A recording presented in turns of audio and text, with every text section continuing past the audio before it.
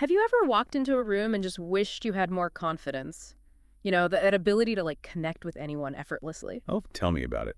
Well, today we're going to try to figure that out. Yeah. We're diving deep into this book by Giblin. It's called How to Have Confidence and Power in Dealing with People. Oh, that's a classic. It is. And you know what's so interesting about it is that Giblin basically says confidence isn't something you're born with.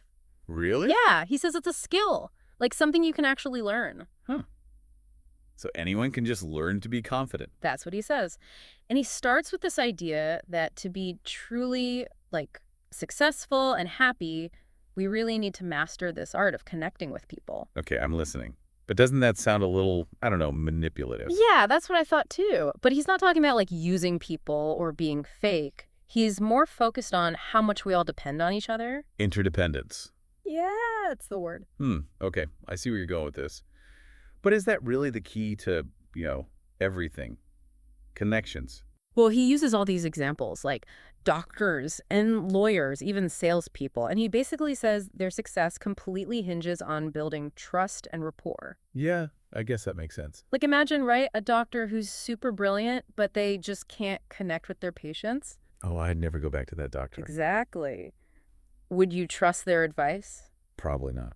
No way. No. So it's not just about being smart or talented. It's also about being able to connect on a human level. So like we're doing right now. Exactly. Having this connection makes this conversation so much more interesting. For sure. Way better than just reading the book alone. Totally. But you know what I'm curious about? Where do you see this playing out in your own life? Where are those connections really crucial? Oh, that's a good question. Is it at work? In your relationships? Yeah, I mean, everywhere, right? Yeah, pretty much. It's kind of mind-blowing when you think about it. So why are these connections so important? What makes them so powerful? Well, that's where Giblin gets into this whole concept of ego. Ego, like being full of yourself. No, not exactly. He's not talking about vanity. It's more about that basic human need we all have, to feel important and respected. Yeah, I can see that. Everyone wants to feel like they matter. Exactly. And he uses this really intense example to illustrate his point. Oh, yeah. What is it? He talks about this man who actually strangled his wife because she fell asleep while he was talking. Whoa, hold on. That's a bit extreme, isn't it? Right. It's a pretty shocking example, and obviously we're not condoning that kind of behavior. Definitely not. But it just shows how deeply ingrained this need for recognition is, Yeah, I guess so. It's a bit unsettling, though. I know. But Giblin's point is that, if you want to really influence someone, you can't ignore their ego. So it's not about manipulating them. Not really. It's more about understanding that everyone wants to feel valued, and if you acknowledge that, it can make a big difference. Okay, so how do we do that? How do we acknowledge someone's ego without, stroking their vanity? That's where Giblin gets really practical. He actually focuses on these, small gestures that can have a huge impact. Like what? Things like paying attention when someone's talking, expressing appreciation, even just saying thank you. Seriously? Yeah. Little things like that. Yeah. He says they can make all the difference. Have you ever had someone really make you feel seen and valued, like they actually cared about what you had to say? Oh, yeah, totally. It makes you feel like so much more comfortable opening up. Right? Exactly. It creates this sense of connection and trust. It's the total opposite of that story he tells about the businessman who stormed out of a meeting because the lawyer was 10 minutes late. Oh, right. It seems small, but for that businessman, it was like a slap in the face. Yeah, his ego was bruised. Totally. And it probably cost that lawyer a valuable partnership. Ouch. So, what's the lesson here? We should always be on time. Well, that's a good start, but Giblin's point is even bigger than that. He says we're actually influencing people all the time, whether we realize it or not. Wait, really? Like just by existing? Basically, he calls it a law of human nature. So even when we're not trying to, we're constantly shaping how other people respond to us. Exactly. It's kind of freaky when you think about it, right? It is. It's like, are we even aware of the kind of vibe we're putting out there? Right. And it makes me think about first impressions, which, by the way, is another big thing Giblin talks about. First impressions. Yeah, he's all about setting the right keynote from the get-go. I mean, I guess that makes sense. You never get a second chance to make a first impression, right? Exactly. And he tells this story about a woman who went to the dentist, and she overheard him having this, argument with his wife before her appointment. Yeah, and she immediately labeled him as angry and greedy, even though she barely knew him. Wow, that's harsh. Right. It just shows how easily we can misjudge people based on one single interaction. It really does. It Yeah. makes you wonder how people perceive you when they first meet you, doesn't it? Totally. And what kind of first impression are we giving off? It's something to think about for sure. It is. So how do we make a good first impression? What's the secret? Well, Giblin breaks it down into three key things. He calls them like the foundation of a magnetic personality: acceptance, approval, and appreciation. Okay, those sound pretty good. But what do they actually mean? Well, acceptance is about embracing people for who they are, not trying to change them. Approval is about showing them that you respect and value them. And appreciation is about like recognizing and acknowledging their good qualities. So it's not about putting on an act or being fake. No, not at all. It's about being genuine and sincere in your interactions. That makes sense. And he tells this great story about this kid who was labeled as uncontrollable, but then someone actually took the time to appreciate his talent for wood carving, and his behavior totally changed. Wow, so sometimes people just need to feel seen and appreciated for who they are. Exactly. And that can make all the difference in how they interact with the world. It's a powerful reminder that everyone wants to feel valued. It is. So how do we actually do that? How do we show people acceptance, approval, and appreciation in our daily lives? That's the million-dollar question, isn't it? Yeah, it's something I think we can all work on. Totally. And it all ties back to that confidence thing we were talking about earlier, because if you're coming from a place of insecurity, it's harder to genuinely embrace other people? That's true. When you're worried about what people think of you, it's hard to focus on them. Right. And Giblin actually says this fear of rejection can become a self-fulfilling prophecy. Oh, that's interesting. How so? He uses this story about a guy named Brian at a college party. Brian was convinced that this girl wouldn't be interested in him, so he didn't even try to talk to her. Oh, no. He missed his chance. Yeah, he let his fear get in the way. And Giblin's point is that if you approach every interaction with this negative mindset, you're probably going to miss out on a lot of potential connections. I see. So what's the solution? Just pretend you're not afraid. Well, it's not quite that simple, but Giblin's advice is pretty straightforward. He says, just try approaching people with a genuine smile and a genuine interest in getting to know them. Okay, that sounds doable. Right. And you might be surprised by the results. I guess it's worth a shot. Totally. Yeah. It's all about shifting your mindset from fear to possibility. Like, what if this person actually turns out to be awesome? Right. Focusing on the positive. And this leads perfectly into Giblin's next point, doesn't it? The power of words. Oh, absolutely. He talks a lot about how important communication is and how it's often less about the actual topics you discuss and more about the way you start and maintain conversations. So it's not about being a brilliant conversationalist. Not necessarily. Giblin actually encourages people to keep it light and positive. He calls it happy talk. And he says it's something we're naturally drawn to. Think about it. Who do you enjoy being around more?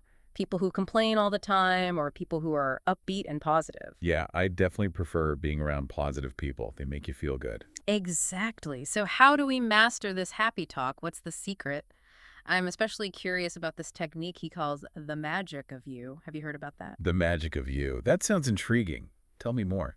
Okay, so he illustrates this with a great story about a boat race. Oh, I love a good story. Okay, so picture this. There's this woman who wants to get her group to the front of a really crowded area, but there's a policeman there, and he's not letting anyone through. Sounds frustrating. Yeah, it is. But instead of arguing with him or trying to push her way through, this woman decides to try something different. She shifts her focus to the policeman. She asks him about his day, acknowledges how tough his job must be, basically makes him feel seen and appreciated. Interesting strategy. So what happened? And you know what? He immediately invites her and her group to the front. Wow, so it's like she unlocked a secret door just by focusing on the other person and making them feel important.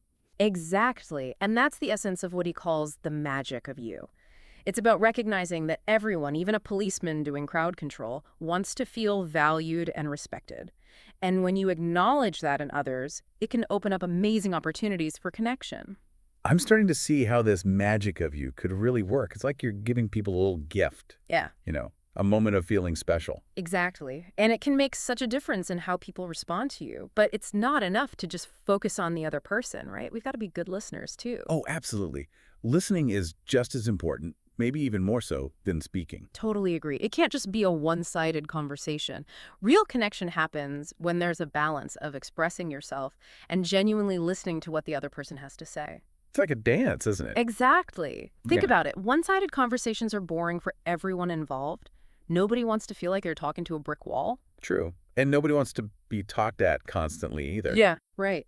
Giblin even suggests this simple but powerful technique when someone's talking. Really focus on them. Put away your phone, quiet those inner thoughts, and give them your undivided attention. It sounds so basic, but it's so easy to get distracted, isn't it? It is, but it's a sign of respect that builds a strong connection. It allows you to truly understand their perspective, which is essential for any meaningful relationship. Wow, we've covered a lot of ground already. Confidence, communication, the magic of you, the importance of listening. It's a lot to process. It is, and you know what? We're just scratching the surface of what Giblin has to offer. There's so much more to explore in his book. It really is just the tip of the iceberg. Giblin goes into so much depth on all these topics. But thinking about where we left off, one thing that really stuck with me is how he connects confidence back to communication. Like he says, when you truly believe in yourself, it really shines through. Oh, I totally get that. It's like you radiate a different energy when you're confident. Exactly. It shows in your words, your body language, even your tone of voice. People can just sense it, can't they? Absolutely. But what if you're someone who, like, struggles with confidence? What do you do then? Can you really just fake it till you make it? That's a good question. I've always wondered about that myself. Giblin actually addresses that head on. He wouldn't say fake it, though. What would he say then? More like consciously cultivate that confidence. Oh, okay. So it's about actively working towards it, not just pretending. Right. And one way he suggests doing that is by focusing on your strengths. Okay, I like that. Like instead of dwelling on your weaknesses. Exactly. Remind yourself of your accomplishments, things you're good at, those qualities that make you unique. It's like giving yourself a pep talk, right? Totally. Instead of, oh, I'm so awkward, it's more like, hey, I'm a great listener, or I'm really good at making people feel comfortable. Yeah, shifting that focus to the positive. I love that. And he takes it a step further with this idea of visualization. Visualization. Yeah, like picturing yourself in situations where you need to be confident. So like imagine yourself going into a job interview and totally nailing it. Exactly. Or giving a presentation and feeling totally in control. Isn't that something athletes do? Like they visualize winning the game before it even happens. Exactly.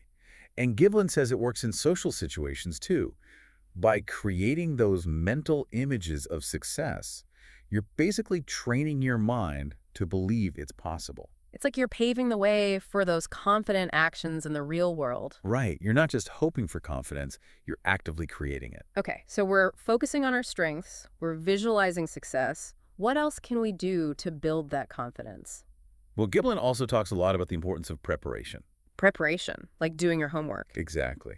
He says that if you're going into a situation where you need to be at your best, whether it's a job interview, a presentation, even a first date, taking the time to prepare can really boost your confidence. So not just winging it, but actually putting in the work beforehand. Right. Knowing your stuff, feeling prepared, it gives you this sense of security that allows you to relax and just be yourself. I guess it makes sense. When you're scrambling at the last minute, you're more likely to feel flustered and unsure of yourself. Exactly. He even suggests practicing your delivery beforehand, like in front of a mirror or with a friend. Oh yeah, like rehearsing for a play. Totally. It might feel silly at first, but the more you practice, the more comfortable and confident you become. They can see how that would help. So by the time you're actually in that situation, you're not so worried about what to say or how to act. You can just focus on connecting with the other person. Right. You're free to be present and engaged. This is making me realize that confidence really is a skill you can develop. It absolutely is. The more you practice, the better you get. Okay, but what about those situations where you need to, like, persuade someone? I mean, not every conversation is just about connecting, right? Sometimes you need to get someone on board with your idea. You're right. There are definitely times when you need to influence someone or get them to see your point of view. And how do we do that confidently?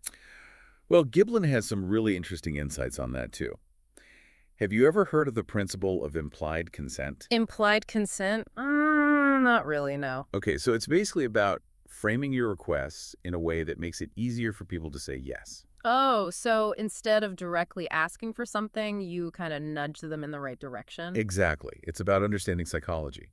He gives this example of a salesman who wants to show a customer a specific product. Okay, what does he do? Instead of saying, "Can I show you this?" He says something like, "Many of our customers have found this product to be really helpful. Would you be interested in taking a look?" Oh, I see. So he's not demanding, he's implying that it's in the customer's best interest to check out the product. Exactly.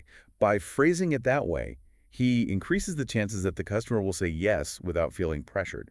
That's pretty clever. So it's about leading them to the conclusion you want them to reach, rather than forcing it on them. Right. And Giblin actually provides a whole bunch of techniques like this. Ways to phrase questions, frame requests, and guide interactions to achieve the results you want. It's like he's giving us a secret decoder ring for communication. Hmm. But wouldn't this feel manipulative if you used it all the time? Like, are we just tricking people into doing what we want? That's where sincerity comes in. Giblin stresses that none of these techniques will work if they're not coming from a place of genuine care and respect for the other person. Oh, okay. So it's not about being sneaky or deceitful. It's about using these tools to create win-win situations. Exactly. People can spot a phony a mile away. It has to Mm, be authentic. that makes sense. It's about approaching those conversations with empathy and a genuine desire to connect. Right. It's about building relationships, not exploiting them.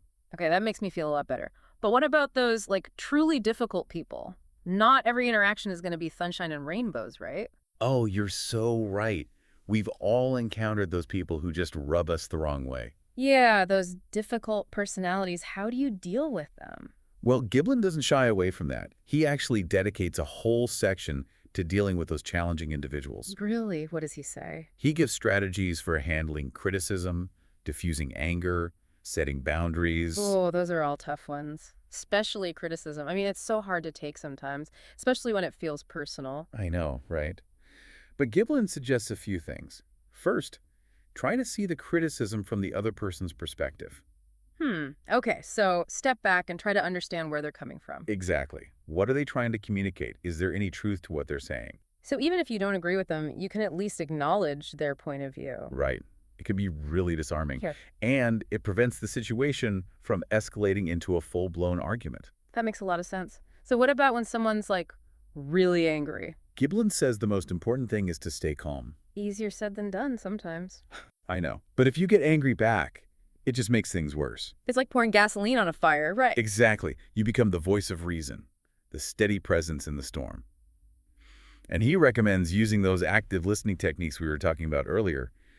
Reflect back what they're saying, acknowledge their feelings, really show that you're trying to understand them. So you're not dismissing their anger, but you're also not letting it control you. Right. And often, when people feel heard and understood, they start to calm down on their own. It's amazing how powerful listening can be. It can literally de-escalate a situation. It really can. But Giblin also makes it clear that setting boundaries is important too. Boundaries, like saying, hey, this is not okay. Exactly. Especially with those difficult people. You have a right to be treated with respect, and you don't have to tolerate behavior that's abusive or demeaning. Sometimes you just have to walk away, right? Absolutely.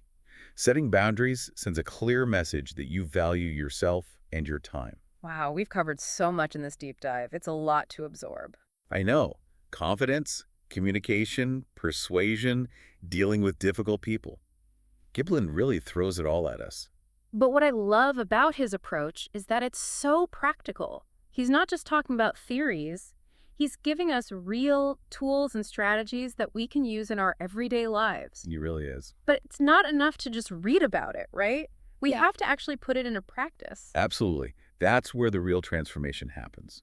When we take what we've learned and start applying it to our real-life interactions. Yeah, it's like reading a cookbook, right? Doesn't mean you can actually cook. Exactly. Yeah. It's one thing to understand the concepts, but it's a whole other thing to put them into action. And I think sometimes we forget that it's an ongoing process, like we expect to read a book or listen to a deep dive and boom, we're suddenly experts in human interaction. Right, like there's a magic formula or something? Yeah, but it doesn't really work that way, does it? Not at all. It's those small, consistent efforts that really add up over time. Exactly. It's like anything else. You got to practice to get better. And going back to what we were talking about earlier, one of the most encouraging things about Giblin's message is this idea that confidence is a learned skill. It's not something you're born with, it's something you develop. I love that about his approach. It gives you hope, like anyone can become more confident if they're willing to put in the work. Exactly. It's not some kind of fixed trait. Because we tend to get so caught up in these labels, right? Like, oh, she's just naturally charismatic, or he's always been so outgoing. And we think, well, I'm just not like that. Right, exactly. But Giblin's saying that we all have the potential to be more confident, more effective in our interactions. We just need to learn the skills and put them into practice. I think back to those 3 key elements for building a magnetic personality. Acceptance, approval, and appreciation. Yeah, those are things we can actually choose to do, every single day. It's like flexing a muscle.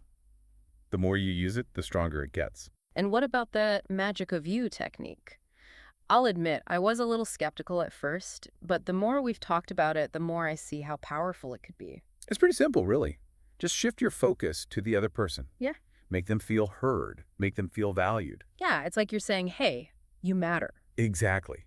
And everyone wants to feel that way, right? Totally. And it all comes back to that basic human need to feel important, like we were talking about earlier. It's like this universal language that everyone understands. And let's not forget about the power of listening. I think in our busy world, we often underestimate how much of an impact simply listening can have. It's true. Yeah. We're so quick to jump in with our own thoughts and opinions. We forget to just be present and really absorb what the other person is saying. It's about giving them your full attention, making them feel like they matter. It's not about waiting for your turn to speak. It's about truly connecting with the other person. Creating that space for genuine understanding. Well, we've been given a lot to think about today, haven't we? We have. It's like we've been handed this amazing toolbox full of practical strategies for better communication, for building stronger relationships, And now it's up to us to use them. to take what we've learned and put it into practice. Because that's where the real magic happens, right? When we start to see those positive changes in our own lives. Absolutely. It's not about being perfect, it's about progress. And remembering that it's a journey, not a destination. There will be bumps along the way for sure. Awkward moments, misunderstandings, maybe even some setbacks. But the important thing is to keep learning and keep growing. And to never underestimate the power of human connection. Well said. So as we wrap up our deep dive into Les Giblin's timeless wisdom, I want to leave you with this final thought. He says, and I'm paraphrasing here, that we all possess far more potential than we realize. Ooh, I like that. And once we tap into that potential, we can achieve incredible things. Become the best versions of ourselves.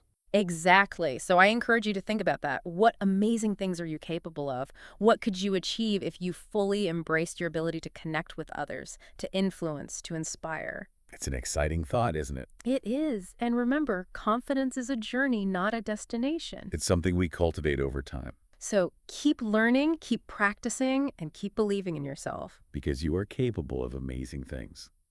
That's it for today's deep dive. We hope you've enjoyed the conversation and are feeling inspired to step into your full potential. Until next time, keep connecting and keep growing.